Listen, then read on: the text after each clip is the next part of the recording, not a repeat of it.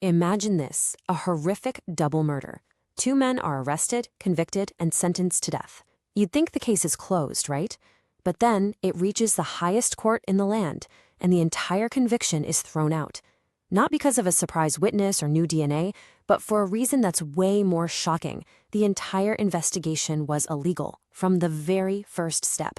So today, let's dive into the anatomy of this case and see how it completely fell apart. Wow. This isn't just part of a verdict. This is a blistering critique from a Supreme Court justice. He's not just saying a mistake was made. He's basically shouting from the rooftops that the whole system failed here. This one sentence tells you everything you need to know, that the very foundation of this case was rotten from the start. And here's the puzzle at the heart of it all. On one side, you've got two lower courts who were so convinced of the men's guilt that they handed down the death penalty. But on the other side, the Supreme Court looks at the exact same file and acquits them. So how on earth does that happen? What did the Supreme Court see that two other courts completely missed? All right, to really get why the court made this decision, we've got to go back to the beginning. The absolutely horrific nature of this crime put immense pressure on everyone to find the culprits. And that's where this whole story kicks off. This all went down in a remote village in Chitral, Pakistan. Two young men, one just 18 and the other only 15, just disappeared. A day goes by, a search begins, and what they find is the stuff of nightmares. Human remains, dismembered and stuffed into sacks, floating in the river. The postmortem confirmed it was a brutal, violent murder. As you could imagine, the pressure for justice was immediate and overwhelming. And, on the surface, it looked like justice was served pretty quickly. Two men were arrested, the prosecution built its case, and a trial court found them guilty. They were sentenced to death. Then that decision was upheld by a high court. So for all intents and purposes, you'd think case closed, which makes what the Supreme Court did next all the more stunning. The Supreme Court's entire argument really boils down to a pretty simple analogy. It's like building a house. If the foundation is cracked, it doesn't matter how great the rest of the house looks, right? The whole thing is compromised. Well, in this case, the foundation wasn't just cracked, it was completely illegal. And that faulty foundation, that illegal first step, all comes down to this one document, the First Information Report, or FIR. In Pakistan's legal system, the FIR is everything. It's the official starting gun for any serious criminal investigation. You have to have one. Without a registered FIR, a police investigation can't even legally begin. It's that critical. So here's how it's supposed to work, by the book. First, police get a tip or a complaint about a serious crime. Second, they must register an official FIR. And only then, after that paperwork is filed, can they legally start investigating and arresting people for that crime. It's a sequence that's there for a reason, to prevent the abuse of power. But look at what actually happened here. The police got the complaint on February 17th. But instead of registering that crucial FIR, they just kind of made a note about it and started what they called an inquiry.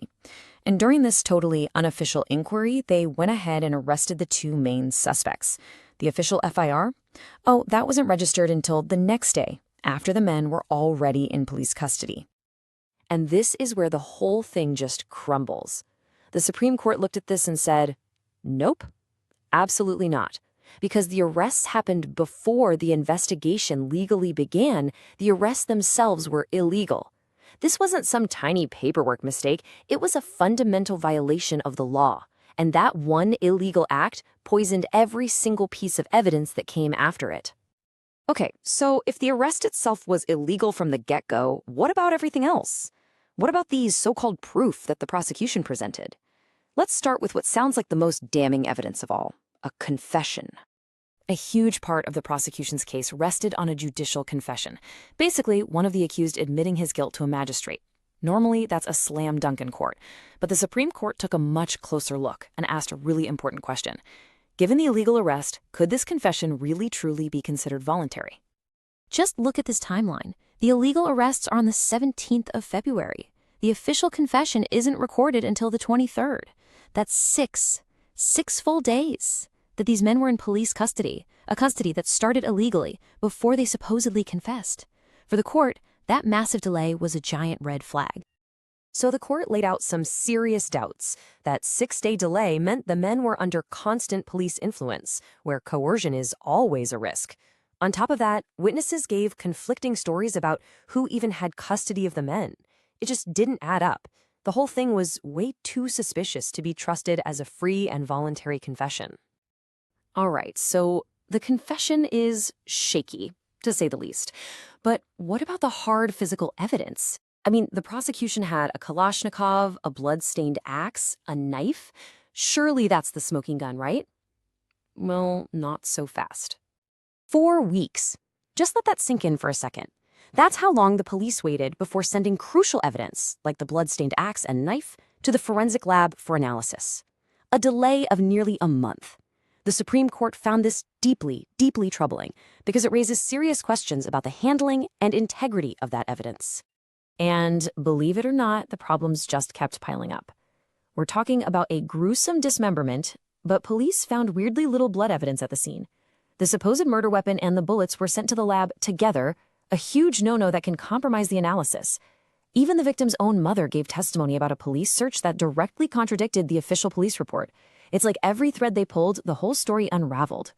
So let's recap. We have an illegal arrest, a highly doubtful confession, and physical evidence that's been mishandled. You can see the entire case just dissolving. And it all leads back to one of the most important, most fundamental principles in all of criminal law. And that principle is called the benefit of the doubt. It basically means the prosecution's job isn't just to make a judge think the accused is probably guilty. Nope. They have to build a case that is so strong, so airtight, that there's no other reasonable explanation. If you have holes, if you have contradictions, if you have illegal procedures, well, that creates doubt. And if there is reasonable doubt, you have to acquit. And that's exactly what the Supreme Court said right in its judgment. It's important to see what they're saying here. They're not necessarily saying the men are innocent. What they are saying is that the prosecution completely failed to do its job. The mess of illegal actions, shoddy evidence, and suspicious testimony just wasn't good enough to convict someone of murder, let alone sentence them to die. And this, right here, is why all those rules and procedures matter so much. They're not just red tape. They are the fundamental safeguards that protect every single citizen from the immense power of the state. Because when the stakes are literally life and death, the process of proving guilt has to be absolutely flawless. One illegal shortcut can lead to an unimaginable injustice. Which leaves us with a really tough question to think about. This whole story started with a terrible tragedy. 2 young men were murdered, and their families deserve justice. But because the investigation itself was broken from the very beginning, the case against the accused simply collapsed. It really makes you ask, what does justice truly mean? Is it just about finding someone to punish? Or is it about making sure that the path to a conviction is fair, legal, and truly beyond a reasonable doubt? सोचें, एक सजाए मौत का फैसला और फिर अचानक सब कुछ खत्म, फैसला कालादम। आखिर ऐसा क्यों हुआ? आइए आज एक ऐसे केस की गहराई में उतरते हैं जहां इंसाफ का पूरा निजाम सिर्फ एक गलती की वजह से जमीन बोस हो गया। और ये अल्फाज किसी आम शख्स के नहीं बल्कि मुल्क की सबसे बड़ी अदालत सुप्रीम कोर्ट के हैं। यह सिर्फ एक तबसरा नहीं है, ये एक तरह से इस बात का इतराफ है कि हमारा इंसाफ का निजाम कितना कमजोर हो सकता है। तो सवाल यही उठता है कि एक ऐसा केस जो बिल्कुल सीधा और साफ लग रहा था, आखिर बिखरा कैसे? चलें इस तफ्तीश की एक एक कड़ी को खोलकर देखते हैं कि गड़बड़ कहां हुई। तो शुरुआत करते हैं इस कहानी के सबसे चौंका देने वाले हिस्से से, यानी उसके आखिरी फैसले से। जरा इस टाइमलाइन पर नजर डालें। ट्रायल कोर्ट ने सजाए मौत दी, हाई कोर्ट ने उसे बरकरार रखा, और फिर सालों बाद सुप्रीम कोर्ट आती है और ना सिर्फ सजा कम करती है बल्कि पूरे के पूरे फैसले को ही कालअदम करार दे देती है। ये एक बहुत बड़ी बात है। अच्छा, अब ये समझने के लिए कि सुप्रीम कोर्ट ने ऐसा क्यों किया, हमें वापस इस कहानी की शुरुआत में जाना पड़ेगा, उस हौलनाक जुर्म की तरफ जहां से ये सारा मामला शुरू हुआ। ये मामला था 2 नौजवान लड़कों का, एक 18 साल का, दूसरा सिर्फ 15 साल का। चित्राल के एक दूर दराज इलाके में उनका बेदर्दी से कत्ल कर दिया गया। जाहिर है, इतने बड़े वाक़े के बाद पुलिस और पूरे मुआशरे पर जबरदस्त दबाव था कि कातलों को हर हाल में पकड़ा जाए। और निचली अदालत को तो केस बिल्कुल साफ नजर आ रहा था। उनके नजदीक सबूत इतने पक्के थे कि उन्होंने कानून की सबसे बड़ी सजा सुना दी, सजाए मौत। तो फिर आखिर गड़बड़ हुई कहां? कहानी में मोड़ तब आता है जब पता चलता है कि तफ्तीश अपने पहले ही कदम पर लड़खड़ा गई थी। देखें, कानून में कत्ल जैसे संगीन जराइम, जिन्हें काबिल दस्तंदाजी पुलिस कहते हैं, उनकी तफ्तीश शुरू करने का एक खास तरीका होता है। یہ طریقہ ہی انصاف کی بنیاد ہے، اور اس کیس میں اسی بنیاد میں پہلی دراڑ پڑی۔ اب یہاں پر ایک بہت اہم فرق سمجھنا ضروری ہے۔ ایک ہوتی ہے FIR یعنی فرسٹ انفارمیشن رپورٹ، جو کسی بھی سنگین کیس کی قانونی شروعات ہوتی ہے، اور دوسری ہوتی ہے پولیس کی روز کی ڈائری یا روز نامچہ۔ اس کیس میں پولیس نے سب سے بڑی غلطی یہ کی کہ انہوں نے قانونی طور پر FIR کاٹنے کے بجائے بس اپنی ڈائری میں ایک انٹری کر لی، اور یہیں سے سارا کیس کمزور پڑ گیا۔ یعنی ہوا یہ کہ ملزمان کو 17 فروری کو گرفتار کر لیا گیا، جبکہ کیس کی قانونی FIR اگلے دن 18 فروری کو درج ہوئی۔ اس کا سیدھا مطلب یہ ہے کہ گرفتاریاں پہلے ہوئیں اور قانونی تفتیش بعد میں شروع ہوئی۔ یہ گرفتاریاں شروع سے ہی غیر قانونی تھیں۔ تو اس ایک غیر قانونی گرفتاری نے، اس ایک غلطی نے آگے چل کر کیا اثرات مرتب کیے؟ چلیں دیکھتے ہیں کہ استغاثہ کا پورا کیس کیسے تاش کے پتوں کی طرح بکھرتا چلا گیا۔ استغاثہ نے اپنا کیس بنیادی طور پر 3 چیزوں پر کھڑا کیا تھا: ایک عدالتی اعتراف جرم، کچھ برآمدگیاں اور ایک فورینزک رپورٹ۔ لیکن جب سپریم کورٹ نے ان تینوں ستونوں کو پرکھا تو پتہ چلا کہ تینوں ہی کھوکھلے تھے۔ پہلی بات اعترافی بیان کی۔ یہ بیان گرفتاری کے 6 دن بعد لیا گیا۔ جب گرفتاری ہی غیر قانونی تھی تو اتنے دن پولیس کے حراست میں رکھنے کے بعد لیے گئے بیان پر عدالت نے بھروسہ نہیں کیا۔ انہوں نے کہا کہ یہ آزاد مرضی سے دیا گیا بیان نہیں ہو سکتا، تو پہلا ستون تو یہیں گر گیا۔ پھر آیا دوسرا ستون، یعنی برآمد ہونے والی چیزیں۔ یہاں بھی تضاد تھا۔ مقتول کی والدہ نے کہا کہ پولیس نے 17 تاریخ کو گھر سے کچھ سامان برآمد کیا، لیکن تفتیشی افسر نے اپنی گواہی میں ایسی کسی برآمدگی کا ذکر ہی نہیں کیا۔ جب کہانیاں ہی آپس میں نہ ملیں تو ان ثبوتوں کی حیثیت بھی مشکوک ہو گئی۔ اور اب بات کرتے ہیں فورینزک ثبوت کی۔ یہاں تو معاملہ اور بھی دلچسپ ہے۔ ثبوت جیسے خون آلود کلہاڑی اور چٹائی 18 فروری کو ملے، لیکن انہیں فورینسک لیب کب بھیجا گیا؟ 16 مارچ کو، یعنی تقریباً 1 مہینے تک یہ سارے اہم ثبوت پولیس کے پاس ہی پڑے رہے۔ اب اتنی لمبی تاخیر کا کیا مطلب ہے؟ اس کا سیدھا مطلب ہے کہ ثبوتوں کی حفاظت پر سنگین سوالات اٹھ گئے۔ ان کے ساتھ چھیڑ چھاڑ ہو سکتی تھی، چین آف کسٹڈی ٹوٹ چکی تھی۔ اسی وجہ سے عدالت نے فورینسک رپورٹ کو بھی ناقابل اعتبار قرار دیا، اور یوں استغاثہ کا تیسرا اور آخری ستون بھی ڈھیر ہو گیا۔ تو جب استغاثہ کے سارے ثبوت ایک ایک کر کے ناکام ہو گئے تو عدالت کے پاس صرف ایک ہی راستہ بچا تھا، اور وہ تھا قانون کا ایک بہت بنیادی اصول۔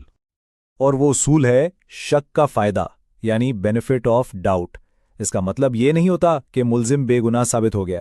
اس کا مطلب یہ ہوتا ہے کہ استغاثہ یعنی ریاست اپنا کیس اتنی مضبوطی سے پیش نہیں کر سکی کہ کوئی شک باقی نہ رہے، اور جب شک ہو تو اس کا فائدہ ہمیشہ ملزم کو ملتا ہے۔ تو پھر صحیح قانونی طریقہ کیا ہونا چاہیے تھا؟ بہت سادہ ہے۔ سب سے پہلے طلاع پر FIR درج ہوتی ہے، پھر اس FIR کی بنیاد پر تفتیش شروع ہوتی ہے، ثبوت اکٹھے کیے جاتے ہیں، ان کی حفاظت یقینی بنائی جاتی ہے، اور پھر ان ثبوتوں کی بنیاد پر گرفتاریاں عمل میں لائی جاتی ہیں۔ یہ ایک سیدھی سی ترتیب ہے جس پر عمل نہیں کیا گیا۔ تو آخر میں یہ کیس ہمیں ایک بہت بڑے سوال کے ساتھ چھوڑ جاتا ہے۔ جب انصاف فراہم کرنے والا نظام خود اپنے ہی بنائے ہوئے قوانین پر عمل نہ کرے تو کیا پھر انصاف کی امید کی جا سکتی ہے؟ یہ واقعہ یاد دلاتا ہے کہ انصاف صرف سزا دینے کا نام نہیں، بلکہ صحیح طریقہ کار پر عمل کرنے کا نام ہے۔